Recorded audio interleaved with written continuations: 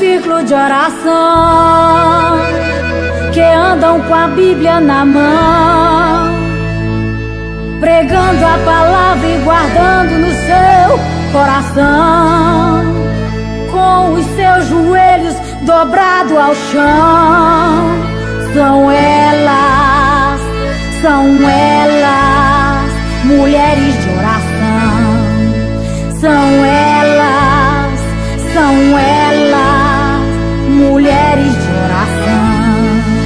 Mulheres do ciclo de oração, que andam com a Bíblia na mão, pregando a palavra e guardando no seu coração, com os seus joelhos dobrados ao chão. São elas, mulheres de oração. São elas, mulheres de oração.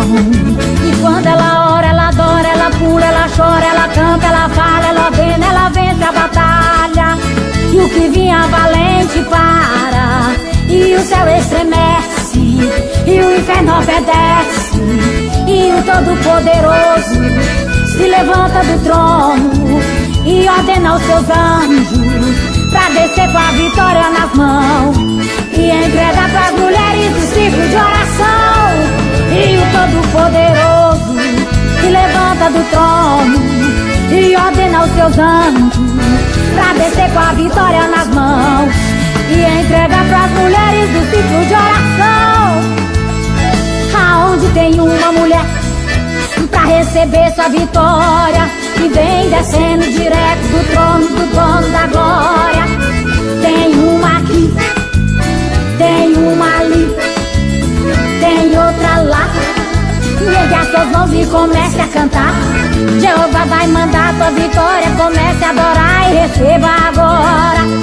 Recebe aqui, recebe ali, recebe lá a vitória das mãos de Jeová. Receba, receba, receba a vitória. Receba, receba, receba, receba agora. Receba, receba, receba a vitória das mãos de Jeová. Receba, receba, receba a vitória.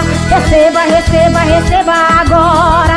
Receba, receba, receba a vitória das mãos de Jeová.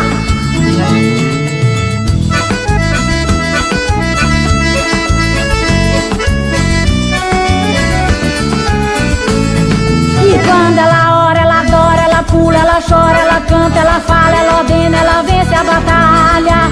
E o que vinha valente para, e o céu estremece, e o inferno obedece, e o Todo-Poderoso se levanta do trono e ordena aos seus anjos pra descer com a vitória nas mãos e entregar pras mulheres do ciclo de oração. E o Todo-Poderoso se levanta do trono e ordena aos seus anjos pra descer com a vitória nas mãos e entrega pras mulheres do ciclo de oração.